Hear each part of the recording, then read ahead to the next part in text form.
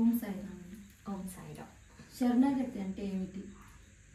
శరణాగతి అంటే చాలా సింపుల్గా ఒక భక్తుడికి జరిగిన అనుభవం చెప్పుకుంటే మనకు ఈజీగా అర్థమైపోతుంది.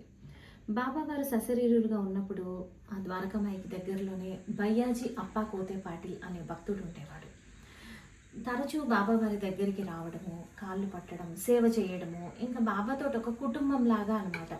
ఆడుతూ పాడుతూ వచ్చే భక్తుల్ని చూసుకుంటూ బాబా ఏం చెప్తే అదే చేస్తారు, బాబాని అడిగే చేస్తారు, బాబాకి మొక్కుకొనే చేస్తారు. అంత మమేకమైపోయి ఉంటారనమాట బాబాతోటి ఆ భక్తులు. ఒకసారి బయ్యాజీ అప్పా కోతే పాటిల్ గారి తండ్రి చాలా ఆరోగ్యం బాగోలేక అవసాన దశలో ఉంటారు. ఈ భక్తుడు చూశాడు కదా, ఎటువంటి అనారోగ్యాలైనా సరే బాబావారు ఊదితో నయమైపోవడం, బాబా ఊది ఇవ్వడము చూశారు కాబట్టి పరిగెత్తుకుంటూ ద్వారకామాయికి వస్తారు. బాబా, మా నాన్నగారికి ఆరోగ్యం బాగోలేదు, మీరు అర్జెంటుగా విభూది ఇవ్వండి అంటే బాబా ఇవ్వరు. లేదు పో అని చెప్తారు. అంటే తను వెళ్ళిపోతాడు, వాళ్ళ నాన్నగారు మరణిస్తారు. కానీ ఆ మరణం తర్వాత జరగవలసిన కార్యక్రమాలన్నీ యథావిధిగా పూర్తి చేసి రోజు వచ్చినట్టు నార్మల్గా బాబా దర్శనానికి రావడం, యథాప్రకార కార్యాలు అన్నీ చేస్తూ ఉంటాడు ఆ భక్తుడు. చూసే వాళ్ళందరికీ ఆశ్చర్యం అనిపిస్తుంది. నువ్వు అత్యవసర పరిస్థితుల్లో వస్తే బాబా నీకు విభూది ఇవ్వలేదు కదా, నీకు కోపంగా లేదా అని ఒక భక్తుడు అడుగుతాడు. శరణాగతి అయిన భక్తుడు అంతే ఉంటాడు.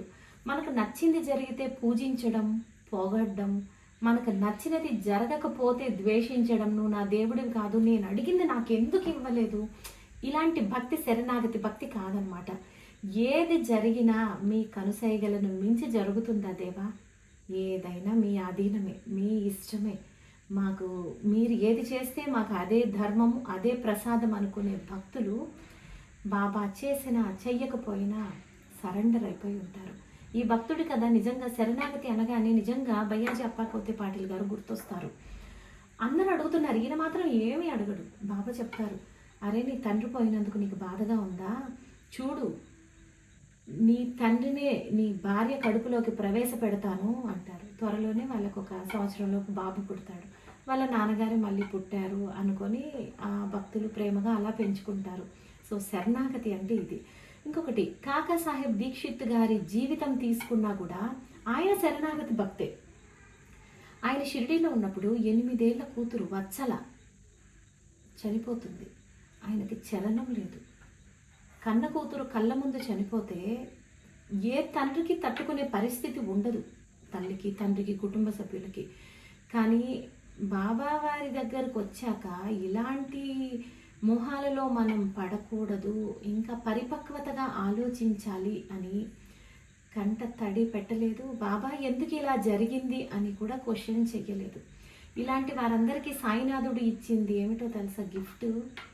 అంత్య సమయంలో మిమ్మల్ని విమానంలో తీసుకుపోతానని చెప్పి కాకా సాహెబ్ అంటే పుష్పక విమానం లైక్ స్వర్గానికి ఎగడం, మోక్షం ఇచ్చినట్టే కదా వాళ్ళకి.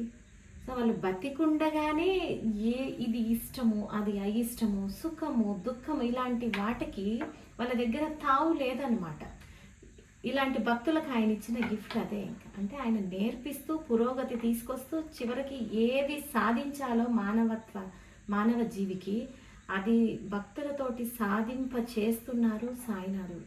శరణాగతికి ఇంకా ఈజీగా చెప్పాలంటే నచ్చితే దైవం, నచ్చకపోతే మా దైవం కాదు అన్నది కాదు. ఏది జరిగినా ఆయన్ని తిరిగి క్వశ్చన్ చెయ్యకూడదు.